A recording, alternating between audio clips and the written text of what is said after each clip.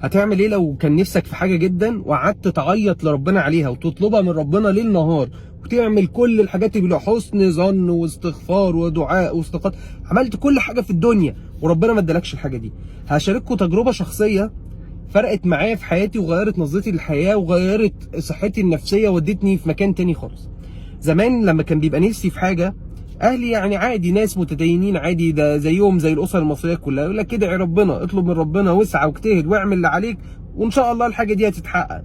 وانا كبرت بالمفهوم دوت، ان انا كل ما اقرب من ربنا كل ما الحاجات اللي انا عايز احققها تتحقق، وكل ما اطلب من ربنا كل ما اللي انا عايزه ده يحصل. ولحد هنا الفكره دي ما فيهاش مشكله يعني، او ما فيهاش مشكله قوي.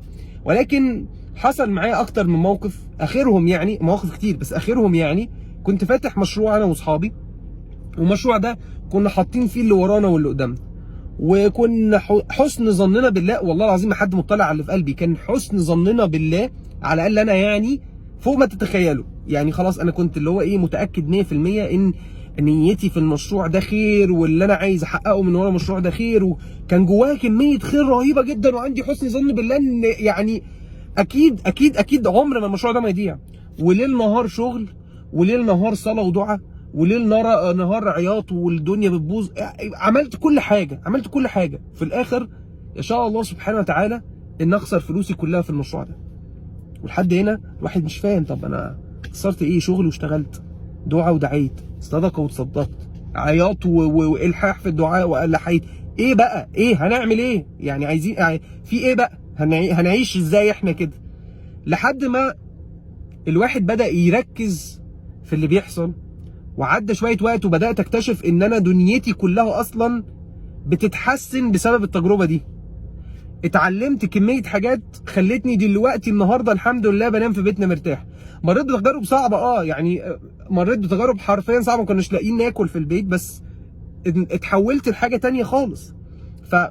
واحده من اكبر المصايب اللي بتقع على الناس اللي بيحاولوا يزرعوا الدين في اللي حواليهم، او يزرعوا الدين في اللي جوه الناس، ان هم بيفهموهم مفاهيم غلط عن ربنا. المفاهيم الغلط اللي عن ربنا دي تخلي الانسان دايما يعني يلبس في حيط، لان مفيش اكبر من انك تلبس في حيط مع الخالق. يعني انا ممكن اتصدم في حد من اصحابي، مفيش مشكله هتخطاه، لكن اتصدم في الرب اللي انا بعبده دي كبيره قوي. دي في ناس بتقع فيها، يعني في ناس بتكتئب، في ناس بتلحد، في ناس بتتدمر حرفيا. ليه؟ لان خلاص انت ده الباب الاخير اللي احنا كلنا بنلجأ له. فيعني ازاي؟ فالمفهوم الغلط عن ربنا هو زي بقى بتوع مثلا الطاقه ومش عارفه ايه وبتاع وذا سيكريت ومش سيكريت، ان انت بتجذب الحاجات بقى بحسن ظنك، بتجذب الحاجات بارادتك، بتجذب. احنا ما بنجذبش، يعني احنا بنسعى ونجتهد ونستسلم لعلم وإرادة الله اللي احنا عمرنا ما هنعرفه.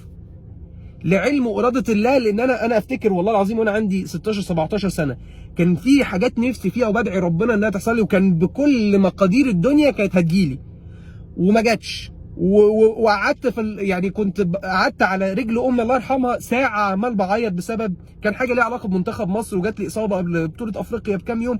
كان امر في منتهى الشده عليا ساعتها يعني. ولما ببص دلوقتي اقول والله والله والله لو كان الخير ده جالي كنت اضليت ضلال ما هيجي بعده. فسبحان الله، لازم تتعلم عن الله الحق، مش تتعلم عن الله على هواك. تحسن الظن بربنا بجد، مش تحسن الظن بربنا على اللي نفسك فيه. فاللي هو ربنا انا بحسن ظني بيه طول ما بينفذ لي اللي انا عايزه، لا، ما انت تحسن الظن برضو ان مقاديره واللي حصلت دي هي الخير. ما انت وعسى ان تحبوا شيئا وهو شر لكم، ما انت ممكن تبقى انت حابب الحاجه دي وشر ليك. كم مره قعدت تعيط وتدبدب في الارض على حاجه وفي الاخر طلعت يا ده الحمد لله انا ما لبستش، جوازه، شغلانه، مشروع، علاقه مع حد، ايا كان. فمش عايزك تتشتت. التدين الصح انك تستسلم، هو اسمه اسلام، تستسلم لاراده الله سبحانه وتعالى.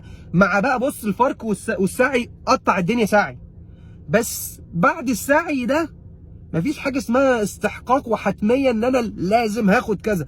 الحتميه دي مين اللي حطها؟ لا لا لا لا, لا يستطيع احد ان يضع حتميه على الله سبحانه وتعالى. يعني الله سبحانه وتعالى يعني في حديث عن النبي عليه الصلاه والسلام بيحكي لنا فيه يعني ان وياتي النبي وليس معه احد.